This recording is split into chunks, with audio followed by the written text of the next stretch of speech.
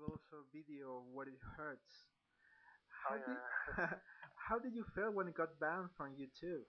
Because I myself got a couple of videos banned from that net too. um, I think. I mean, first of all, I guess you have to take into consideration that when you put something up on like a YouTube channel, Yeah, um, it needs to be checked by whoever is making the yeah, by YouTube someone. checking. Yeah, I think if this had been uploaded by a private, like just any person, it would have probably passed under the radar of YouTube. So having it, it had to be viewed by YouTube, yeah, basically, as far as I understand. So of course, it's more, you know, it's more likely to be censored. But still, I was actually surprised because I mean we've been working so hard on the artistic side of it and the aesthetic side of it and pulling uh, these different imagery styles together in a way that to us was clear that this was sort of a mental journey more than a physical one. Even though we, creating the video, we had to make a very physical journey, and that was quite uncomfortable on so many levels, but a very new and odd experience in the end.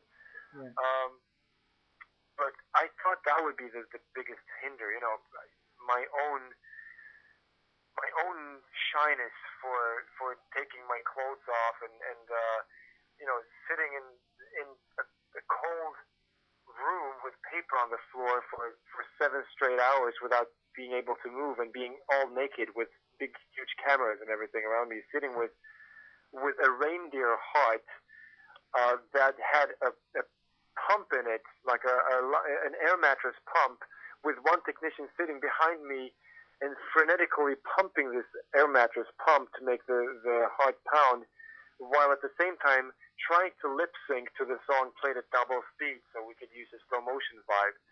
It was just completely insane, and I thought during that process that this is nothing that anyone in the evolution of mankind has ever done before and is ever likely to do again. Um, so I thought, well, once we passed that, that would be the sort of the problem. That would be the problem to come across. yeah.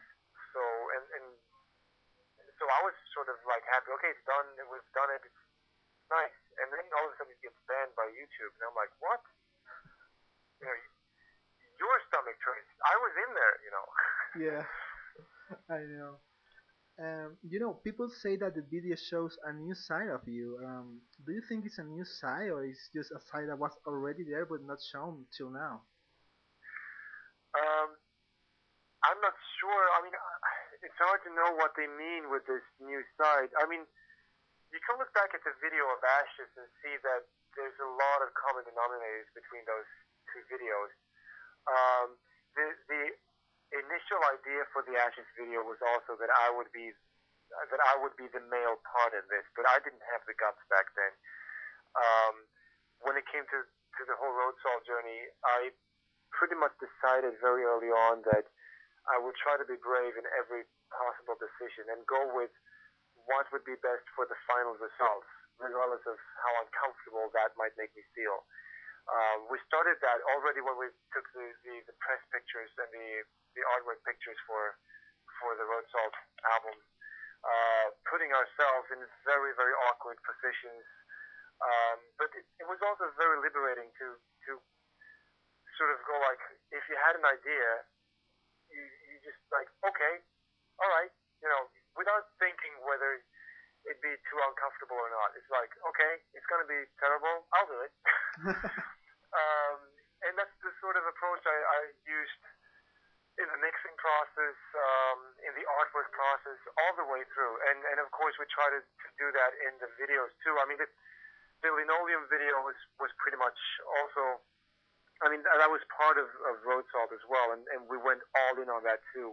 I've never ever hurt myself so much as during that video. I mean, the clips that are actually in the video showed nothing of the physical insanity that we were actually going through. Yeah. At one point, I was I was jumping from an amplifier. I just like at the end of the song, I jumped up on an amplifier and jumped down at the end of the song, landing on my other guitar that was standing, leaned towards the amplifier.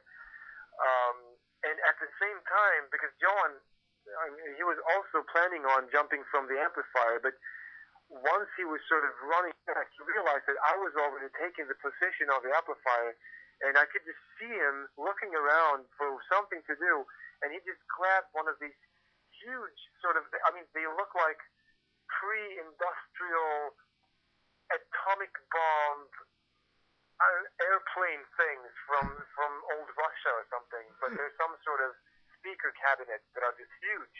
Yeah. And not being able to jump from the amplifier, he sort of looks around for something else to do, and he just grabs this huge, big amplifier, and he sort of just pulls it over himself, and actually goes down on the ground with the amplifier cabinet over him, being twice the size of him. Which of course is nothing that you can ever use in a video because it looks extremely stupid, but it gives sort of a little reference to the what do you call it, to the level of input we were willing to give this. Yeah.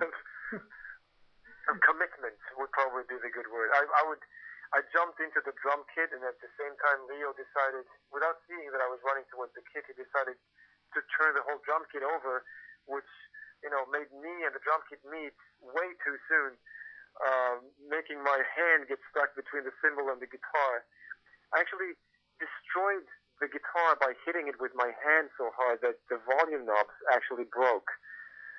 And at some point I swung my guitar around and it got stuck in the microphone cable, Yeah. bringing the whole microphone stand and the microphone along with me as I swung the guitar over my head, and at one point it flew across the whole room, so the guitar was actually flying like 4 meters into the plexiglass. And at another occasion, the whole sort of the microphone stand and cable would spin around me, basically like a comedy movie. I was just tied in, and I couldn't stand because I couldn't move my legs, so I fell with the guitar sort of tangled within all these sort of microphone cable and guitar stand and microphone stand. It was completely insane, and we did this for 11 hours straight. Only thing we ate was coffee, and I don't drink coffee normally. I was shaking towards the end. I couldn't actually physically control my body anymore. So this was the sort of commitment that we decided to put into Road Solves on all levels. Quite experience, isn't it? Yeah, it was, but sort of a nice one too, because you get to the point where you feel like I can do this, and it stayed with me. That's the good thing. I was asked if I wanted to make a TV show, learning how to hold spiders. I've been sort of afraid of spiders my whole life. Yeah. And this sort of okay mentality was sort of still in there after the whole Road Solves, the Road Solves journey. So I went ahead and did that, and it felt good, and I think it's probably something that's very, very useful, as long as you don't do hurtful things, of course. Except for jumping into drum kits, of course. That's also hurtful in many ways, but only to your own physique. Alright. Okay, let's talk about Eurovision right now. You were on the Swedish competition for Eurovision. And I don't know there, but here in Spain, at least, all the media take Eurovision as a joke, I don't know how it is in Sweden. How it went for you? The thing is, it's pretty much the same here too, but it is still the biggest thing, the biggest sort of television event every year. I think the Swedish Melody Festival is actually bigger than Eurovision here. Yeah. So it is a sort of an interesting thing. Lots of very big Swedish acts have been on there, and they get thousands and thousands of contributions every year. lots and lots of the musicians I know that you would never ever believe would send their stuff into that place have actually done so. And the funny thing is that we didn't really send it in. We were asked because one of the big guys in that contest, um, Once you there. basically the producer of everything, he heard or he saw. I think he saw a live performance of Undertow from Turkey, Yeah. um, and we, became really enthusiastic. Asking Roasting House, that where we used to record the albums in the early days, asking them, can you contact these guys? Can you make them send a contribution? And at that point, I had all the Road Salt songs lying around because the distribution company had filed for bankruptcy, and we couldn't really put the songs out on the album as we expected to. So I had all these songs just lying around. I thought, sure. I actually sent in Sisters, like a shortened version of Sisters, which I thought, if this doesn't enter, then there's something wrong with the universe. And then I thought, No Way could be cool too, and it's really sort of accessible in that shorter version too. And then just as a bonus, I thought I might as well just throw Road Salt in there too. It's definitely a song that they would never pick, because it's so slow. It doesn't have a climax.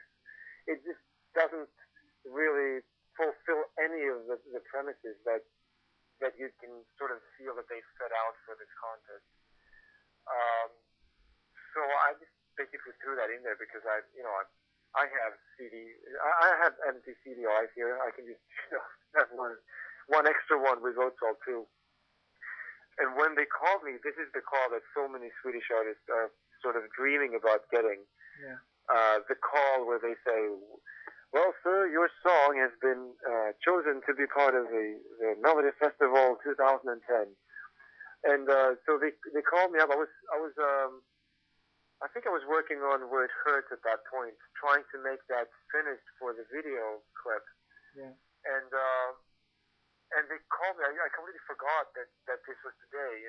That it would be public. Which songs were elected.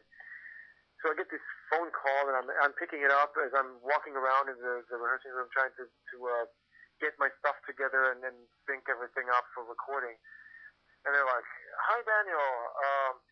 Well, this is just a call to let you know that your song Road Salt made it to the Melody Festival of 2010."